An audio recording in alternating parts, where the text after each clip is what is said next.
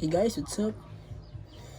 Today, tuduan ta mo saan pag-solve og RLC circuit using nodal analysis in the S domain.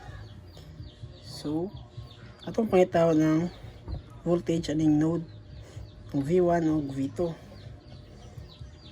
Pero before na, ako sang isolve ang circuit, then akong explain sa inyo ang step by step nga pag-solve.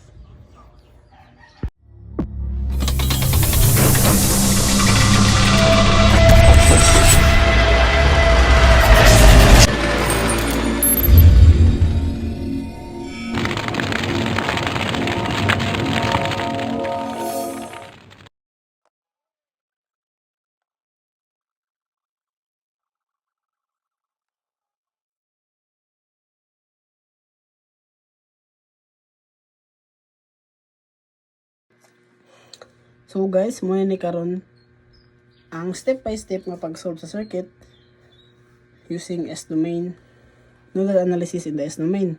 So kay S domain man, ato sa jong i-convert ang circuit into sa iyang S domain nga equivalent. Tapos mag-assign ta kung asa magyang current. So muna ni karon ang bag-o nga naong sa circuit. Ang 200 millifarad nga capacitor napulihan og 5/s ohm mayang VTH.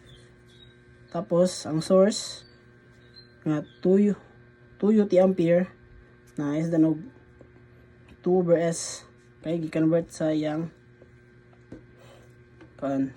Laplace transform, So kay mag nodal analysis man ta, magamit kita KCL. Then una mag-KCL ta diri sa node ni V1. Sa ang KCL is ang kuryente nga moagi isa ka node equal sa kuryente nga mogawas. So ang mosulod nga kuryente diri sa node ni V1 kay kanilang source nga 2/s.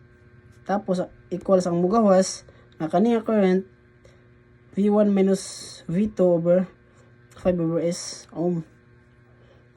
Plus ang kanina pong isang mogawas V1 over 1 ohm. So V1 na dyan po siya kay 1 raman. Then ato lang ning i-simplify, mabuto na yung tani nga equation. So muna ni karon atong equation 1. Then sunod din na buta mag KCL sa node ni V2. So node ni V2 ang current nga mosulod is kani V1 minus V2 over 5/s equal sa mugawas. So kani dire kaning ang current nga moagi dire sa 2 ohm nga resistor kay isa lang na sila ning sa kaning source 5/s. So ang current nga mo gawas sa node ni V2 kaning 5/s plus ning V2 minus 2/s ohm. Ato lang yan po na siyang i-simplify. Then, ubot ay tani nga equation. Huwag muna itong equation 2 karon. So, kaya na naman tayo duha ka equation o duha ka unknown. Magamit yung Cramer's rule para masolve na to ang V1 o V2. So, by Cramer's rule, isolve ba to ang V1 muna karon sa babaw sa ubos ang determinant. So, isolve ba itong una yung determinant.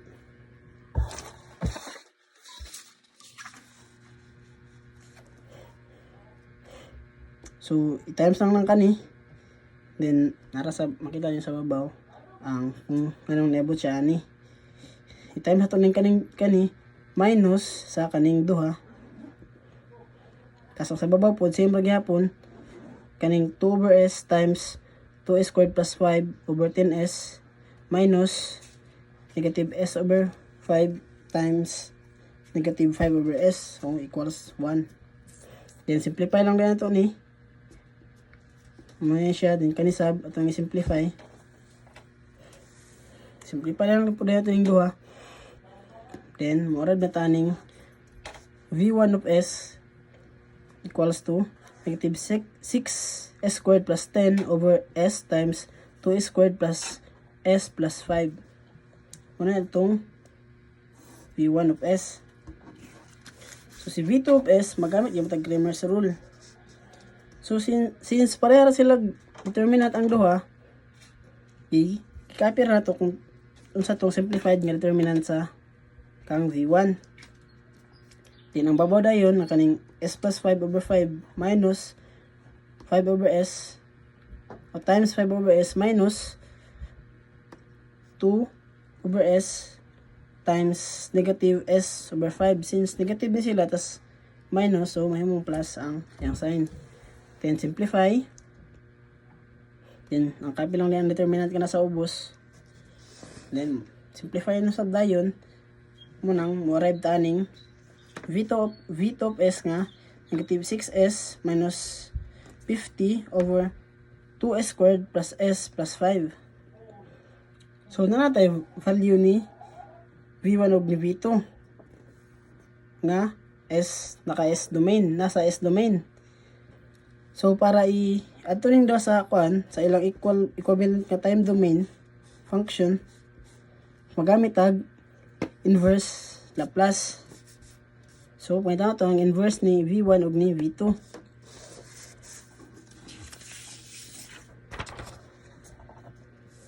So first nato nga pangita ng inverse kang v1. So ang inverse ni v1 equals sa inverse aning s squared plus 10 over s times 2s squared plus s plus 5. Since wala tayo kung mo base ta sa table, wala tayo makita ani. So need na to mag una partial fraction decomposition. So using partial fraction decomposition, negative 6s squared plus 10 over s times 2s squared plus s plus 5 is equal to a over s plus bs plus c 2 over 2s squared plus s plus 5. So pangitaw to karon ang kaning value ni a, b ug c. So multiply nato ni both sides by s times 2s squared plus s plus 5. Mo arrive din tani 6 negative 6x squared plus 10 is equal to a times 2s squared plus s plus 5 plus b squared plus c. Karon mag assume tag value ni s. So let s is equal to 0. So ma-0 si b ug si c. Then ang mabilin kang a is kaning 5 na lang. Tas dito sa b kas si 10. So 10 is equal to 5a. Then so a is equal to 2. Then next, ato na pong i-assume mag-let s equals to 1. So dito sa pikas ang negative 6 plus 10 is equal to kani kay 1 at 2 plus 1 plus 5, so 8a plus b plus c. So ngayon karon i-substitute lang nato ang value ni a nga 2. So 4 is equal to negative 6 plus b plus c. Then atay b plus c nga negative 12. So si b kay negative c minus 12. So maglet na pataglain yung value. Let s is equal to negative 1. So negative 6 plus 10 is equal to 6a plus b minus c. Then kaya din 4 is equal to 12 plus negative c minus 12 minus c. So makanseling 12 duha ka 12 kay negative positive man. So mabiling duha ka negative na c. So negative 2c is equal to 4. So c is equal to 2. Substitute na nato dili nga value. So b is equal to negative c minus 12. Muna itong value karon ni b. B is equal to negative 10. So natay bagong value ni vt. V of t is equal to inverse the plus times transform of 2 over s minus 10s plus 2 over 2s squared plus s plus 5. So, natay Laplace aning atong 2 over s nga Laplace of 2 over s is equal to 2 u of t minus kay wala man ni sa table ning 10s plus 2 over 2s squared plus 5 plus s plus 5. So makita na po tag pamaagi nga makita tag same sa table ani. So may tag paagi using algebra. So 10s plus 2 over 2s squared plus 5, ang ipagawas lang natin si 2 mo ding nahimo na siyang 10s plus 2 times 2 times over 2 times s plus 1 over 2s plus 5 over 2. Then gamitin tagkuan diri kaning completing the square. So kaning 1 half over 2 squared dayon mahimo siyang 1 over 16. Na kaning sang 5 over 2 sa ni pagawas. So kung unsa imong plus diri sa sulod, imo din siyang i-minus diri sa gawas para ma-equal na sila. Munang nay 1 over 16 diri sa gawas. So simplify lang nato. Natay 10s plus 2 over 2 times s plus 1 half s plus 1 over 16 plus 39 over 16. So, ato na po ning simplify ning kuan niya kaning perfect square. So, 2 times s plus 1/4 squared.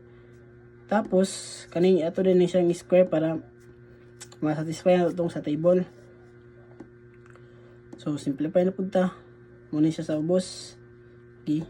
Simplify lang 16. Tapos, ang sa babaw, para mahimo ning s plus 1/4 ang kaning sa babaw, makakuha tag s plus 1/4 diri sa babaw, ato ning i-modify. So, ang 2, atong plusan nga, at pag i-divide ito sa 10 is may equal sa 1/4. So, atong i-plus na ito 1/2 para mahimo siyang 5 over 2. So, divide og 10, 1/4. Then, kung isang plus diri sa sulod, ato din i-minus sa gawas. So, muna na siya 5 over 10s plus 5 over 2 minus 1/2. Then, pagawas lang nato ang 10. So, natin 10 times s plus 1/4 minus 1/2 over 2 times s plus 1/4 squared plus quantity of square root of 39 over 4 squared. Then, ato lang din ibulag ang 1/2. So, muna ni karon ang bagong itong kuhan. Ato lang ibulag ang 1/2.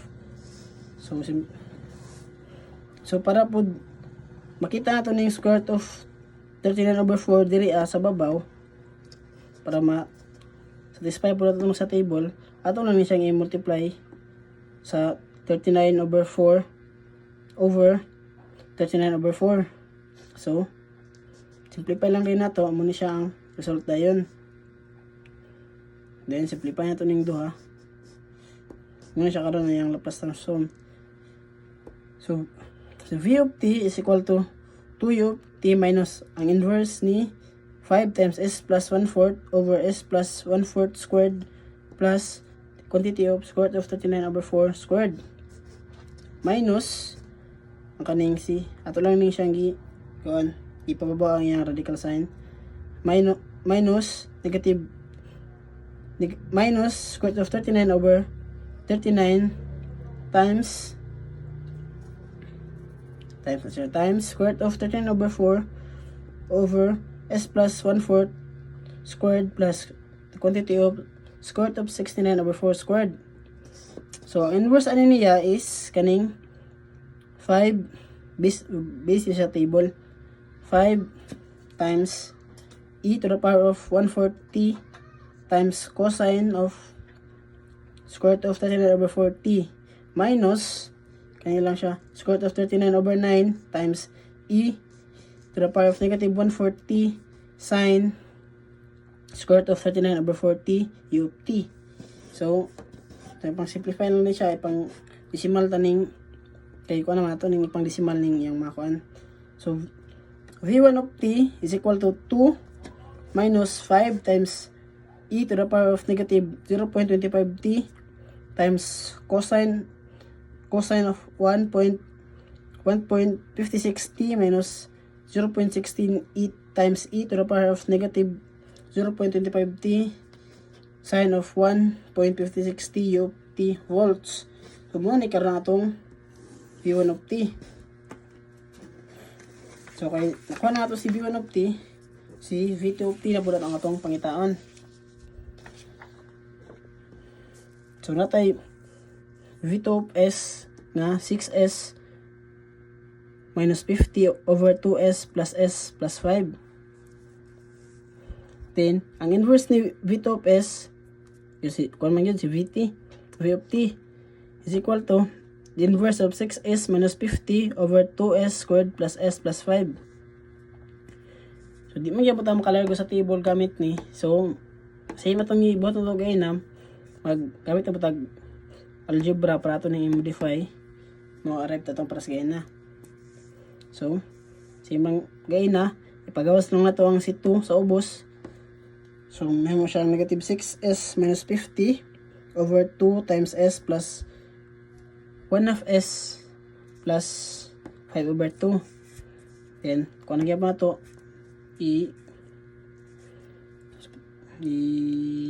completing the square. Mura na yun. Same lang gyapon na. Ang gimo to diri sa iyang denominator is same lang kagay na. Completing the square ta. Tapos simplify. Then yarab na pud aning 2 times s plus 1/4 squared plus 39 over 16 nga denominator. Then para na pud makakuha tag s plus 1/4 diri sa babaw, ato na pong i-modify. So, para mahimo ning kuan ang 50 pag i-divide mo sa 6 ma-equal sa 1/4, ato siyang plus anog 97 over 2 para mahimo siyang ang 50 mahimo na lang negative 3 over 2. So 3 over 2 divided by 6 mo nang 1/4, di ba? Then nag-plus man ta diri, mag-minus pa diri sa gawas. Then simplify lang nato. Muna itong result. Muna ng 3 over 2 na ni. So natay negative 6. Paggawas lang nato 6. Negative 6 times s plus 1/4 minus 27 over 2 all over 2 times s plus 1/4 squared plus quantity of square root of 39 over 4 squared. So same sa gibat ato gay na ato nasabdayon gibulag ito si 97. So kana si 97 over 2 para mabutang na punta sa babaw ang kuan 39 square root of 39 over 4. Same lang ganit multiply na to sa ito siyang i-multiply sa square root of 39 over 4 over square root of 39 over 4. Since 1 raman ni, tas pisalon sa nga number, times mo sa 1, wala ba ikuan mo, same ra ba yung result. So, mga itong simplified ka na kuan. 3 times s plus 1/4 over s plus 1/4 squared plus quantity of square root of 39 over 4 squared minus 27 over square root of 39 times square root of 39 over 4 over s plus 1/4 plus squared plus square quantity of square root of 39 over 4 squared. So, muna karon atong v2 of t. Ang si v2 of t is equal to inverse of negative 3 times s plus 1/4 all over s plus 1/4 squared plus the quantity of square root of 39 over 4 squared minus 97 over square root of 39 times square root of 39 over 4 all over s plus 1/4 squared plus quantity of square root of 39 over 4 squared. So muna karon ang inverse ani niya kani is equal to 3 times e to the power of negative 1/4t times cosine of square root of 39 over 4t of t minus 9 over 97 over square root of 39 times e to the negative 1/4t times sine of 39/40 u of t. Same kayo na, tulong rin ipang decimal ng fraction para mo gamay-gamay. So v2 of t is equal to negative 3 times e to the negative 0.25t times cosine of 1.56t minus 15.5 e to the power of negative 0.25t times sine of 1.56t u t volts. So muna itong v2 of t. Then mura to siya kung saan pagpangita sa voltage sa duha ka node using S domain analysis. So that's all. Thank you.